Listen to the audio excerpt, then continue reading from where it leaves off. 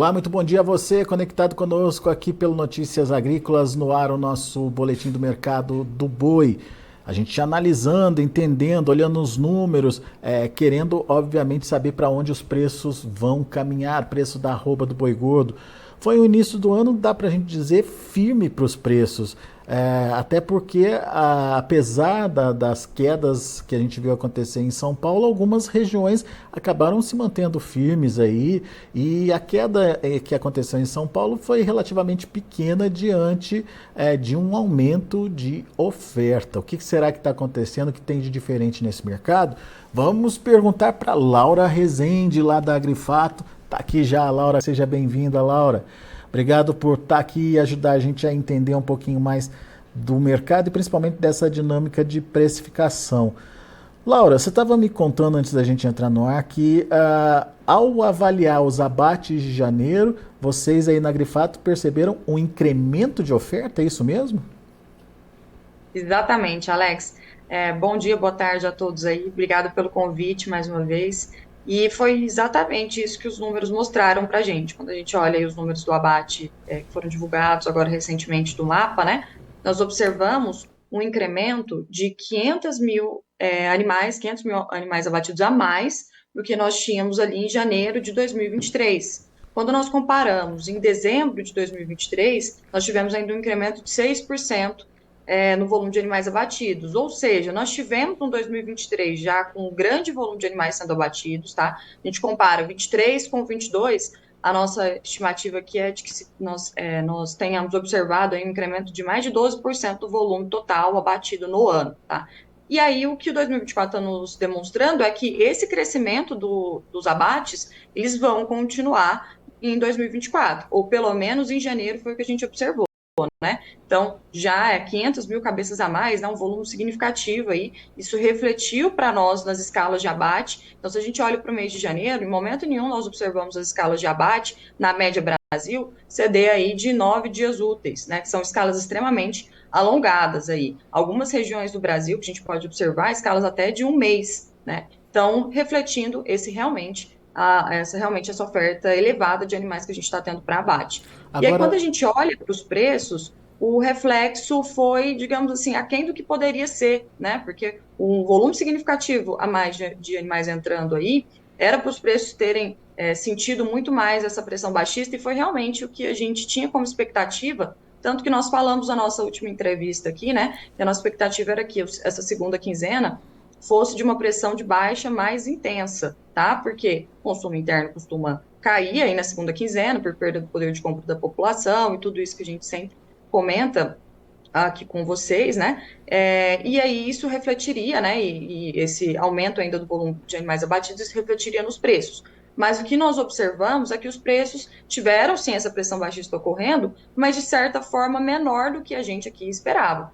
Na nossa última entrevista, se eu não me engano, eu até falei de preços do boi chino no estado de São Paulo, podendo chegar até 240. Hoje o que a gente está observando é preço de 245, né? Então, estava 250, chegou para 240. Mas uma queda relativamente pequena, né? De R$ 5 por arroba. Alguns estados, inclusive, não sentiram essa queda aí nos preços, né? Essa desvalorização, como foi o caso do Mato Grosso. Mato Grosso foi um estado que manteve até estabilidade. Minas Gerais também é um estado que está bastante sustentado, quase sem ágio em relação a São Paulo. Então, está bem regional, mas de uma forma geral, aí o que a gente observou foi uma pressão baixista ocorrer sim, mas aquém do que poderia ser, olhando aí para essa oferta numerosa de animais que nós tivemos nesse início de ano. pois é importante quando a gente olha os números, né, que a gente começa a entender o que de fato está acontecendo, né? A gente começou o ano achando que tinha uma oferta restrita de animais por causa do atraso das pastagens, enfim, daquela condição toda do clima, mas você está dizendo que pelos números oficiais a gente teve um incremento e considerável aí dessa oferta no mês de janeiro. Então, o que foi o fator que deu essa estabilidade ou ajudou a manter aí os preços, na sua opinião? Demanda, Laura? Exatamente, Alex. A gente sempre fala, né, que os preços eles se dão aí do equilíbrio da balancinha de oferta e demanda. Então, com uma oferta elevada de animais, como nós estamos observando já há um tempo, né, a demanda ela tem que estar mais sustentada também para que os preços se mantenham pelo menos estáveis, e foi justamente isso que a gente observou. Então, quando a gente fala de demanda, são duas verticais, né, a demanda do mercado doméstico, né, mercado interno, e também demanda do mercado externo. Olhando para o mercado doméstico, o cenário foi, sim, a gente observou a carcaça casada, né, que é o produto final dos frigoríficos, aquela meia banda, né, que os frigoríficos comercializam aí, reduzindo, tá, os preços reduziram, a carcaça casada chegou a ser negociada a 15,50 no mercado de São Paulo, mas se a gente compara a média de dezembro com a média de janeiro, a gente observa um decréscimo só de 0,3% nos preços médios. Então, uma queda baixa, dado o contexto econômico que a gente tem da população no mês de janeiro, né? Que é uma população mais descapitalizada, tem muitos impostos, IPVA, IPTU,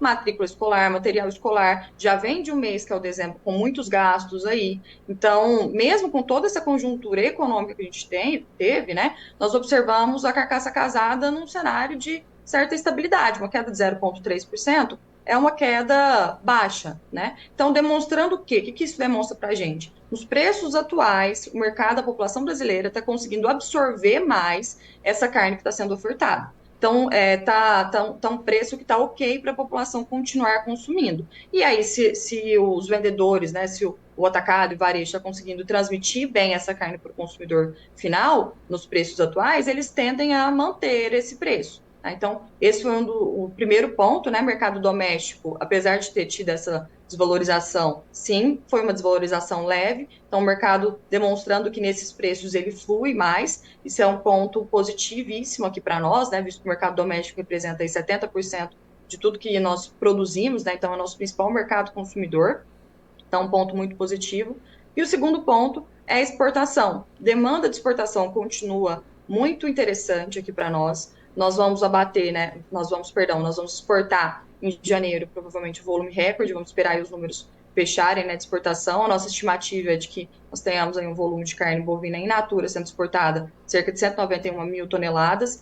Então, mais um recorde para o mês de janeiro. Então, um bom escoamento para a via de exportação é o que a gente está sempre falando aqui, né? Não está tendo preço ainda, os preços continuam ruins, cerca de 4.500 dólares a tonelada de carne bovina exportada aí, em média. Então, preços ainda baixos, né? Porém, em volumes interessantes. Isso é ótimo porque dá uma segunda via de escoamento para a carne bovina, sobra menos carne no mercado doméstico, né? Sobrando menos carne, a gente tem um preço também mais sustentado aí.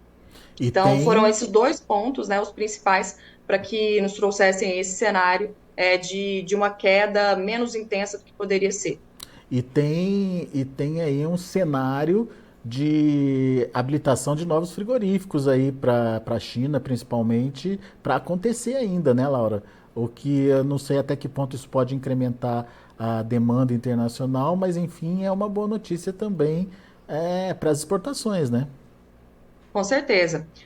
Tá no radar, né, essas novas habilitações aí. Estão tendo especulações no mercado de que isso ocorreria antes do Ano Novo Chinês, que vai ser no domingo agora, dia 10, né, se eu não me engano. Então, algumas especulações de que essas novas habilitações elas já ocorreriam durante essa semana. Algumas outras estão falando aí da semana que vem, na semana do Carnaval, né? Mas que a maioria das especulações que estão ocorrendo é que essas habilitações ocorreriam ou irão ocorrer até o final do mês de fevereiro. Então, isso é uma boa notícia, principalmente para aquelas regiões que têm poucas plantas habilitadas para exportação para a China. Então, quando você olha, por exemplo, Mato Grosso do Sul, é um estado que tem poucas plantas sendo habilitadas, isso favoreceria muito os pecuaristas ali da região, né? Uhum. Porque aí teriam mais frigoríficos disputando, digamos assim, pelo animal classificado para exportação para a China. Então, isso para o pecuarista é sim um ponto bastante interessante aí, né? E que a gente acredita que vão ter, saindo, né, essas notícias das habilitações, das novas habilitações, nós acreditamos que vão ter dois impactos num primeiro momento. Os preços na B3, que costumam dar uma reagida quando tem notícias positivas assim no mercado. Então, fica o alerta aí, né, para quem quer fazer algumas proteções. Provavelmente, depois dessas novas habilitações, os preços irão reagir e, quem sabe, aí surgir novas oportunidades de trava para nós, né, para proteção, para garantir um seguro de baixa, por exemplo. E também esses impactos regionais, né, valorizando o animal em determinadas regiões que já tem poucos frigoríficos habilitados para exportação. Muito bom. Bom, o cenário então, ou pelo menos a tendência está se mostrando aí de continuidade de oferta ainda maior ao longo desse, pelo menos, primeiro semestre aí. O que a gente pode esperar para depois do carnaval, Laura? Vamos pensar ali em fevereiro, março, por exemplo, né? O que dá para a gente entender desse mercado e qual que é a sua expectativa, a expectativa da Grifato? Legal. Acho que a gente pode dividir em dois momentos, né? O fevereiro e o março, então, ou seja, antes da entrada da safra ali, que aí a nossa visão é de estabilidade, e aí oscilando entre algumas pressões altistas na primeira quinzena, derivada do estímulo do consumo do mercado doméstico e tudo. Mas um cenário mais de estabilidade, e aí o que me leva a crer que a gente poderia ter essas leves pressões, leves tendências altistas, perdão.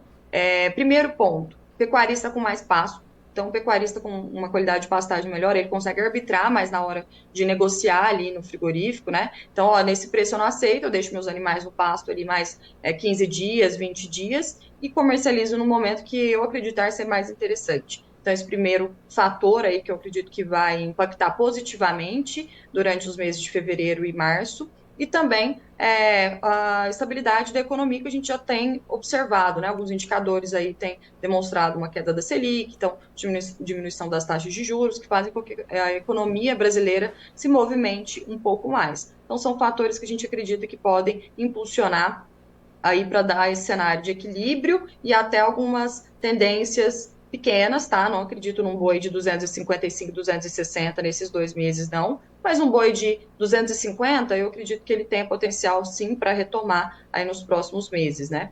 Isso. Temos também a quaresma aí, né? Que é um ponto que muitas pessoas nos questionam, que, mas e a quaresma e depois do carnaval? Não vai ter impacto? Pessoal, a cultura do brasileiro, ela tem mudado bastante, né? Eu sei que grande parte dos pecuaristas que nos disputam aqui tem um perfil um pouco mais de conservador, então a quaresma ainda tem um poder, né? Eu até estava brincando que, por exemplo, aqui em casa a gente ainda tem a cultura, né, de respeitar a quaresma e tudo, mas olhando para nível Brasil, isso não ocorre com tanta força mais. Então, em março, se ocorrer alguma pressão, acredito que vai ser muito parecido com o que a gente teve em janeiro, né? Esse contexto de população com menor poder de compra, só que em março a causa seria diferente, né? Em março a causa seria mais a quaresma, mas eu acredito que não vão ter impactos muito fortes aí não na questão de consumo do mercado doméstico. Então, por isso que me leva a crer que vai ser um cenário de estabilidade com algumas tendências até mais favoráveis, tá? E aí, quando a gente já olha para um abril em diante, abril, maio, junho principalmente, aí meu olhar já é um pouco mais negativo, tá? Já acredito em preços um pouco mais pressionados, derivados principalmente do aumento de oferta. E aí o aumento de oferta nessas situações, né, que aí é a entrada da safra mesmo, ele vai ser tão mais numeroso que a demanda, mesmo que continue fortalecida, pujante, aí ela não vai conseguir manter esse equilíbrio de preços. Então, eu acredito que a mão da oferta lá em maio, junho, ela vai ser mais pesada, tá? Derivado dessa questão que a gente já tem no contexto macro, né, de fase de baixa de ciclo, então tem muito boi para morrer aí, né? E também na questão de pastagem que a gente tem observado, né? Então a gente sabe que, apesar de agora, fevereiro e março, os pastos estarem melhores, né? A gente sabe que os pastos estão judiados da dificuldade de chuva, né? Do atraso das chuvas que nós observamos, derivados do El Niño, principalmente lá, outubro, novembro, né? Até início de dezembro, algumas regiões não haviam chovido de forma significativa. Então, os pastos, eles estão com uma qualidade pior do que se tivesse uma situação climática equilibrada, né? Isso vai gerar também um efeito para a gente que os pecuaristas vão ter a necessidade de aumentar o seu descarte de animais para diminuir essa taxa de lotação na fazenda, para conseguir passar o período seco aí com uma lotação menor de animais, visto que os pastos não estão com uma qualidade tão elevada assim. Então, isso eu acredito que vai ser um outro ponto também, que vai favorecer para que o abate de animais ele seja ainda mais numeroso do que a gente já projeta durante esses meses aí de safra, tá? Ô, Então, Laura, ficar de olho para esses próximos meses aí mais da safra. e a oferta de vacas, ela tende a aumentar também? E em que período que isso costuma acontecer? Também, e ocorre principalmente nos primeiros 4 meses do ano por manejo reprodutivo, né? A gente tem um manejo reprodutivo e ali a seleção, né, dos animais que não estão emprenhando, dessas vacas que não estão mais aptas à reprodução, e esses animais são descartados, né? Então, os primeiros 4 meses do ano é quando a gente tem o abate de fêmeas aumentando aí a sua participação. Inclusive, um ponto interessante para a gente observar, né? A gente tem um delayzinho, até os números oficiais serem divulgados, né, dos abates estratificados, do que foi fêmea, o que foi macho e tudo, a gente demora ali um tempo. Mas alguns dados nos dão esses indícios de que o abate de fêmeas está aumentando, principalmente de vacas de descarte. Primeiro ponto, o spread, ou a diferença de preço entre o boi e a vaca, que ele tende a aumentar, a gente está vendo essa diferença grande aí dessas duas categorias. E o segundo ponto também é a carcaça casada de vaca, da categoria de vaca, também desvalorizando mais e sendo mais ofertada, que é o que a gente está observando agora. A vaca, né, a carne da vaca, ela já é pouco valorizada, né, no mercado doméstico, no mercado internacional também. O preço dela já é bem mais baixo. Porém, a gente está vendo esses preços piorando nos últimos dias ainda por esse aumento da oferta de carcaça casada dessa categoria de vacas. Então, isso é um outro indício que nos dá e nos demonstra, né, que realmente a oferta de vacas está sendo numerosa no mercado. E isso derivado aí do descarte de fêmeas, né, e dessa situação de manejo reprodutivo. A gente tem a participação aqui no chat do YouTube do APPM, não sei o nome, enfim, completo dele, mas ele está dizendo o seguinte: arroba da vaca no Tocantins em dezembro era R$ 205, hoje está R$ 180, ambos preço bruto e à vista. Olha, bem interessante essa informação. Então, uma queda aí de R$ 25, né?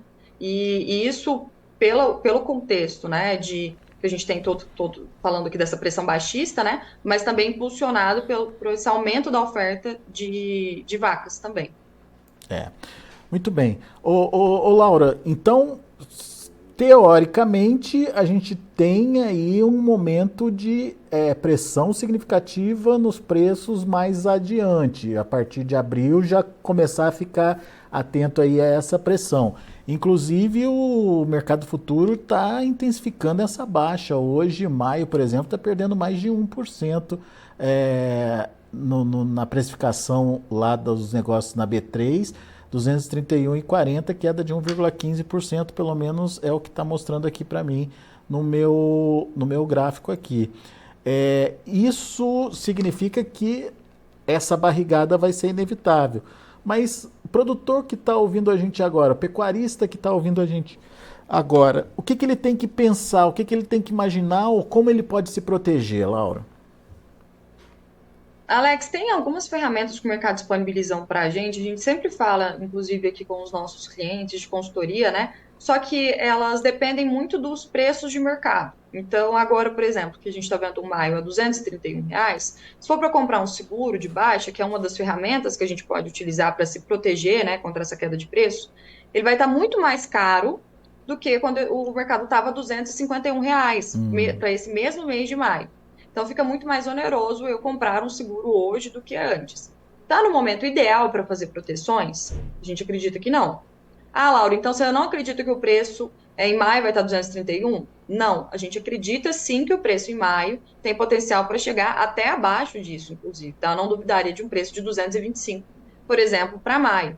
Só que eu acredito que a Bolsa ela vai oferecer para nós ainda nos próximos meses, então fevereiro, março, alguns momentos melhores do que os que nós estamos vivenciando atualmente, para nós realizarmos essas proteções novamente. Então, tem que ficar bastante atento, né, para esse mercado de bolsa, porque ele realmente oferece, em alguns momentos, oportunidades muito interessantes, e em outros momentos eles não estão tão favoráveis assim para fazer a proteção. Hoje a gente está num contexto que não está tão favorável assim para se proteger, porém, para aquele pecuarista que não fez nenhum tipo de proteção e que seus custos estão baixos, ou seja, se ele conseguir garantir um preço mínimo ali de R$ 225, para ele, fecha a conta, tá interessante, eu recomendaria sim fazer um pouquinho ali de um seguro de baixo, dar uma perspectiva de cotação para vocês quando os preços estavam um pouquinho mais altos. Então, ontem eu cotei, você conseguir garantir uma put a 225, pagando ali na casa de R$ 4. Então, garanto um preço mínimo de 225, se cair abaixo daquilo, eu estou protegido, pago R$ 4 para ter essa segurança da minha operação. Para quem não fez nada e está com custo baixo de produção, eu acho interessante ainda assim olhar com carinho para essas operações. Pensando em momento de mercado, a gente já viu momentos bem melhores para realizar essas travas, né? Mas ninguém tem bola de cristal, a gente infelizmente não sabe de fato o que vai acontecer no futuro. Então, visando essa proteção, essa segurança, dá para quem não fez nada fazer ainda um pouquinho, sim. Ou esperar para ver essa reação do mercado, que às vezes é muito rápida, né, Laura? Então o produtor tem que ficar atento aí a um movimento que se inicia para já se proteger, né? Tem que ficar bastante atento e acompanhar, né? A gente posta bastante nas nossas redes, então, pessoal, quem quiser acompanhar sobre o mercado, acompanha a gente lá nas nossas redes também. A gente vai informando isso para vocês. Porém, tem que ficar bastante alerta, porque os movimentos são rápidos, tá? A tomada de decisão, ela tem que ser rápida também. Então, o que eu falo muito para os nossos clientes aqui, Alex? Já tenha em mente o que você vai fazer. Então, ó, chegou nos 235, eu vou travar 40% da minha produção, por exemplo. A gente já tem que estar com isso em mente, engatilhado, para quando atingir esse preço, e se atingir, né, porque a gente não sabe se vai voltar nesses patamares, já tá com a ação ali para ser tomada, né? Porque se a gente deixar para tomar, para pensar, estruturar e fazer o planejamento só naquele momento, vai acabar demorando e nós vamos ver o cavalo passando arriado mais uma vez, tá? Então, não está no melhor momento realmente do mercado. A gente já teve um mercado R$ 20 acima do que está hoje. Porém, para aquele pecuarista que tem um custo baixo de produção e que tem esse perfil de ser um pouco mais conservador e não se protegeu nada, eu falo isso porque aqui a gente já tá, nossos clientes são com pelo menos 40% dos animais protegidos aí para os próximos meses. Para quem não se protegeu nada, aí eu recomendaria sim fazer um pouquinho, 20% de proteção, 25%. Então, tenho 100 animais para abater, vou fazer um seguro para 20, e conforme o mercado for recuperando, já que a gente não tem certeza se ele vai recuperar, né? Por que a gente usa essa estratégia de fazer um pouquinho só? Porque a gente não tem certeza se o mercado vai recuperar. E aí, se ele não recuperar, pelo menos um pouco eu já tenho garantido ali que eu fiz. Então, faz um pouquinho, 20, 25% de proteção nesses momentos atuais, para esse pecuarista que se encaixa nesse perfil que eu comentei. E aí, o mercado recuperando, você vai completando aí a sua proteção também. Muito bom. A Nierli Teófilo Mateus faz uma pergunta aqui para você. A previsão é de que o Piauí se torne zona livre de aftosa em 2025, sem vacinação. Como isso pode impactar nos preços, Laura? Tem relação essa questão da vacinação, ser vacinado, não vacinado, ser zona livre, não ser zona livre? Bom, eu vejo que tem bastante, vai ter mais impacto na questão de reposição, né? Talvez a gente observe mais nesse sentido aí. É claro que, né, quanto mais a gente tem esse status aí a nível Brasil, maior é a segurança sanitária, né, do Brasil perante o mercado internacional. Então, isso é realmente um fator muito bom para a nossa visão do mundo, né, em relação à carne brasileira e aos animais brasileiros e tudo. Mas falando impacto nos preços, não vejo nada de bate pronto assim, não, Alex. Muito bom. Muito bem, obrigado, Niela, e obrigado pela participação aqui com a gente. A todos que estão nos acompanhando aí pelo YouTube, nosso muito obrigado pela audiência também. Não esquecendo que fazer a inscrição no canal e também deixar seu like ajuda bastante a gente. Então, por favor, faça a sua inscrição aqui no YouTube e também deixe o seu joinha aqui pra gente. A Laura Rezende, meu muito obrigado mais uma vez, né, Laura? Sempre trazendo boas informações, traçando cenários aí pro produtor, pro pecuarista aproveitar, entender e se programar para evitar aquela situação de derretimento de preços que, enfim, de repente ele está ali sem saber o que fazer, né? A gente já está antecipando as possibilidades, trazendo cenários, obviamente, que são cenários, que isso fique bem claro. Qualquer interferência aí daqui para frente que haja no mercado pode mudar totalmente esses cenários, mas do retrato que a gente tem hoje, dá simplesmente para a gente contar para vocês o que pode acontecer com os preços aí pela frente. Como no ano passado, né, Laura, que teve o tal da vaca louca e acabou com todos os planejamentos, né, de crescimento, enfim, pelo menos no primeiro semestre ali foi uma bordoada na cabeça do pecuarista, né? Com certeza, Alex. E o futuro a Deus pertence, né? Por isso que é tão importante a gente traçar esses planejamentos e executar, né? Passar isso, assim, é uma grande missão nossa aqui, mostrar para os pecuaristas, né, que existem essas ferramentas de proteção devem ser cada vez mais utilizadas visto esse mercado globalizado e que acabam trazendo mais interferências ainda para o nosso mercado pecuário brasileiro. Então, o que precisarem para transferir mais conhecimento em relação às proteções, ferramentas de proteção, contem conosco aqui também.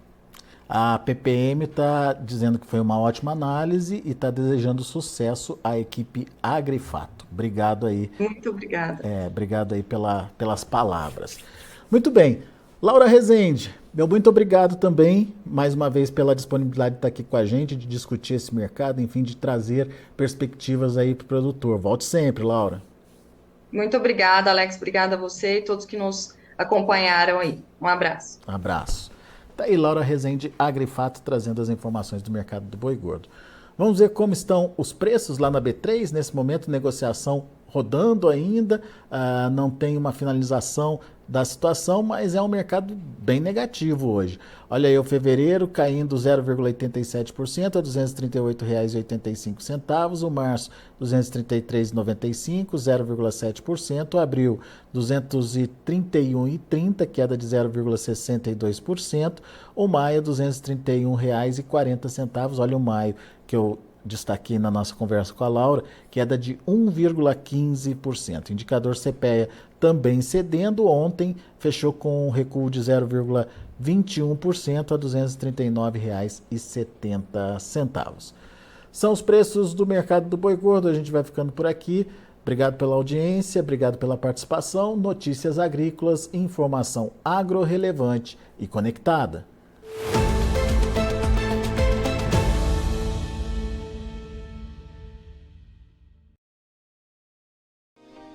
Se inscreva em nossas mídias sociais. No Facebook, Notícias Agrícolas. No Instagram, @Notícias Agrícolas. E em nosso Twitter, @Norteagri.